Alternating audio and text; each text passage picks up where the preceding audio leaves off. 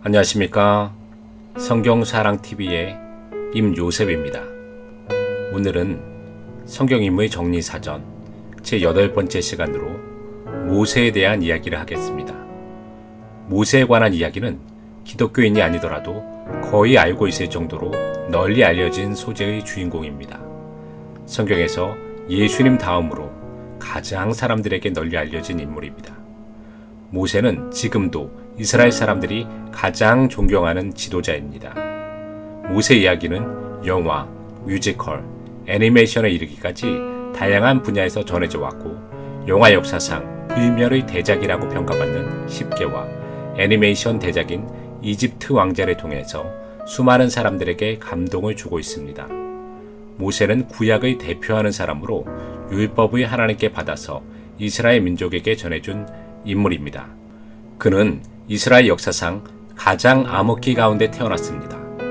요셉의 인도로 애굽에서 정착하게 된 이스라엘은 하나님의 복으로 인해서 많은 사람을 이루게 되는 복을 받습니다. 당시 세계를 지배하고 있었던 이집트가 이것을 보고 큰 위협을 받았습니다. 세상은 항상 그리스도인을 견제합니다. 그리스도인이 세상에서 손해를 보는 것은 이상한 일이 아닙니다. 예수님의 제자들과 초대교인들은 예수님을 믿는다는 이유로 직업도 얻지 못하고 공동체에서도 배제되었을 뿐 아니라 순교의 자리에까지 가게 되는 일이 있었습니다. 세상은 예수님을 미워해서 십자가에 못 박았습니다. 세상이 우리를 미워하는 것을 이상한 일이라고 생각해서는 안 됩니다. 고난은 십자가를 이해하고 주님께 더 가까이 가는 도구가 됩니다. 모세는 나일강에서 목욕하는 바로 공주에 의해서 극적으로 눈에 띄게 됐습니다. 하나님은 그녀의 마음에 긍휼함을 불러일으켰고 모세를 죽음에서 건지게 하였습니다. 모세는 이스라엘 왕국의 명실상부한 왕자로 모든 교육을 받게 되는 기적적인 일이 벌어지게 됩니다. 모세가 40세가 되어서는 정치적인 능력과 군사적인 능력 모두가 절정을 이루었습니다. 하지만 그에게 어렸을 때 부모님이 심어준 하나님이 계속해서 마음속에 있었던 것 같습니다. 모세가 40세가 되자 이제 여유가 생겨서 자기 민족을 돌볼 계획을 갖게 됩니다. 모든 것은 때가 있는 것 같습니다. 학생은 공부에 몰두해서 집안일을 돌볼 여유가 생기지 않습니다. 대학을 졸업한 후 취업을 하게 되면 비로소 숨통이 생기면서 여유가 생기는 법입니다. 모세는 이집트의 왕자로서 공부해야 할 것들이 너무 많았습니다. 보여줘야 할 것도 많았기 때문에 이 모든 것을 수행하기 위해서는 40년의 긴 시간의 노력이 필요했습니다. 한국도 대통령이 되기 위해서는 만 40세가 넘어야 지원할 수 있습니다. 젊은 나이로는 경험이나 모든 것이 국가를 이끌기에는 부족할 수 있기 때문에 어느 정도 나이를 제한하는 것은 크게 나쁘지 않은 것 같습니다. 모세는 모든 것을 갖추고 난 후에 민족을 돌아볼 여유가 생겼습니다. 하지만 하나님의 계획은 이와는 달랐습니다. 모세는 자신의 힘으로 민족을 구원할 생각을 하고 있었지만 하나님의 계획은 하나님의 방법에 의해서 이루어져야 합니다. 자신의 힘으로 모든 것을 이루어보려고 했던 모세는 예기치 않은 갈등에 휘말리게 되면서 이집트 병사를 죽이게 됩니다. 인생은 뜻한 대로 이루어지지 않습니다. 죽을 고비를 넘기고 하나님의 은혜로 살아나서 왕궁에서 자란 모세는 이제 죽음을 피하여 광야로 피신하는 처량한 도망자로 살아갑니다. 바로가 도저히 잡을 수 없을 정도로 피신한 모세는 미디안 광야에서 정착하게 됩니다. 이집트 왕자 시절에는 미인들과 뛰어난 여인들과 결혼할 수 있었지만 광야에서 평범한 여인과 결혼을 하면서 양을 치는 사람으로 전락하게 됩니다. 아무리 뛰어난 사람도 주변 환경이 받쳐주지 않으면 일을 할 수 없습니다. 위대한 과학자도 아무것도 없는 시골에서 재료조차 없으면 과학자로 인정을 받을 수 없습니다. 뛰어난 교수라고 하더라도 학생이 없으면 자신의 지식을 전수할 사람이 없을 것입니다. 아무리 위대한 지도자라고 하더라도 섬에서 혼자 살고 있으면 자신의 재능은 무용지물이 됩니다. 우리가 가진 모든 것은 하나님에게서 왔습니다. 사실 우리에게는 아무런 능력이 없는 것입니다. 하나님의 사람이 되기 위해서는 하나님의 계획이 하나님의 방법대로 이루어진다는 뜻을 헤아려서 겸손하게 기다리는 방법 외에는 수단이 없습니다. 광야는 아무것도 할 수 없는 곳입니다.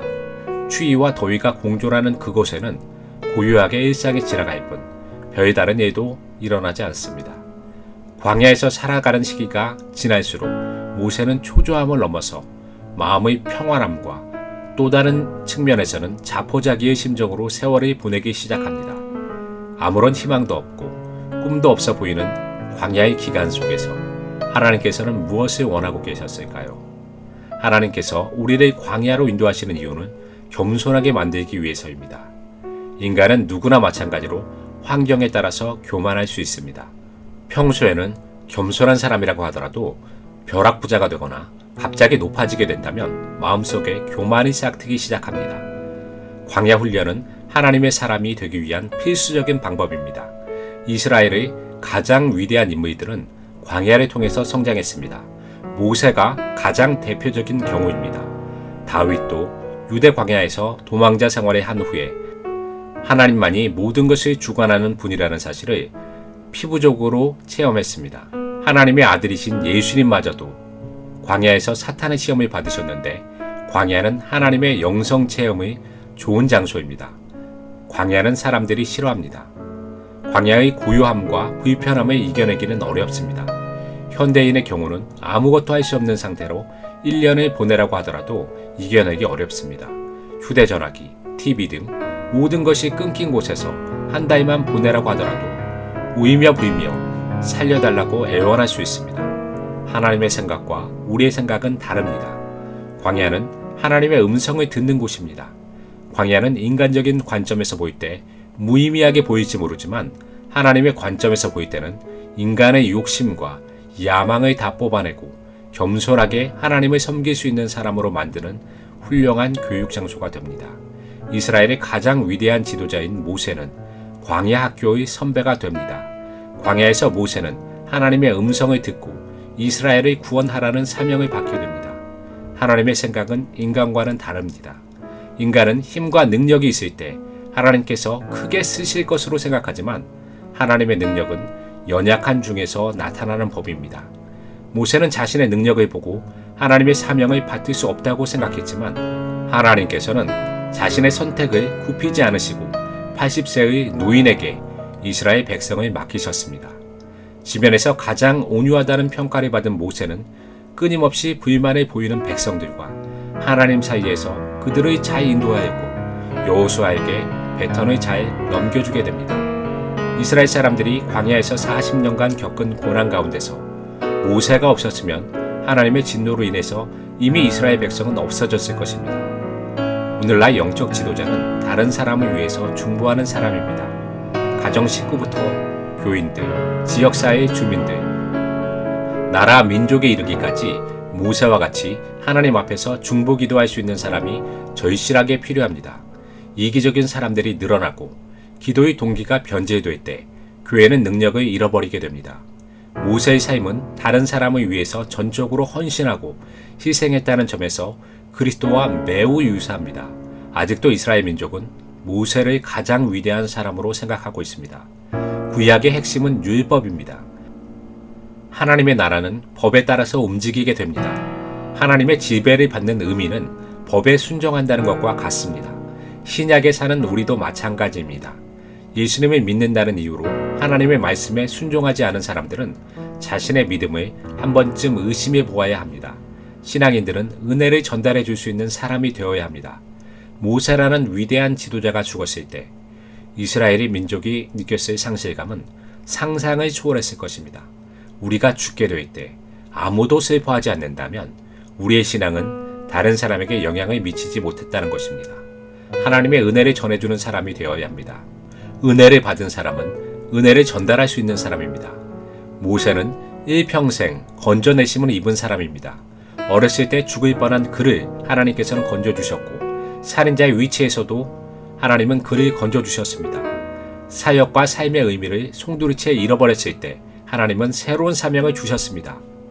가나안 땅에 좌절되었을 때마저도 그는 영생을 바라보며 자신의 사명을 후대에게 전달해준 사람입니다. 은혜가 우리 안에만 머물러 있으면 구원받은 사람의 사명을 감당한 것이 아닙니다. 구원을 받았으면 구원받은 사람의 사명을 감당해야 합니다. 은혜는 우리 안에서 머물고 있으면 더 이상 은혜가 아닌 것입니다. 은혜는 흘러갈 때 우리 안에서 더 많은 은혜가 공급됨을 알 수 있습니다. 은혜를 더 많이 전달할수록 위로부터 받는 놀라운 은혜를 체험할 것입니다. 우리의 삶에 적용할 포인트입니다. 세상에서는 위대한 사람들은 많이 나오는 것 같습니다. 학문적으로 엄청난 족적을 기록한 인물, 전쟁에서 크게 승리한 영웅, 정치를 잘한 대통령, 돈을 많이 번 기업가까지 세상에서 위대한 인물들은 오늘도 끊임없이 탄생하는 것 같습니다.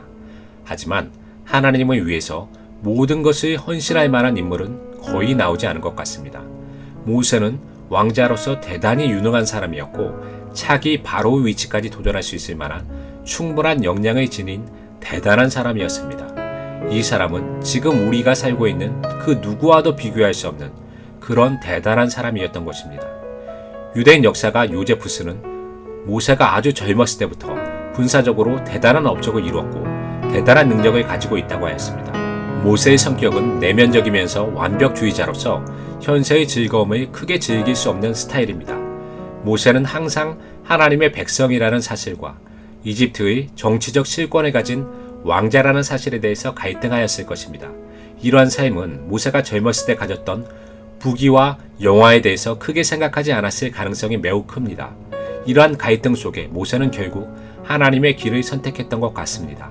아브라함과 이삭과 야곱의 자손들을 가나안 땅으로 인도하라는 하나님의 섭리라는 사실을 마음속에 여러 번 느꼈을 것입니다.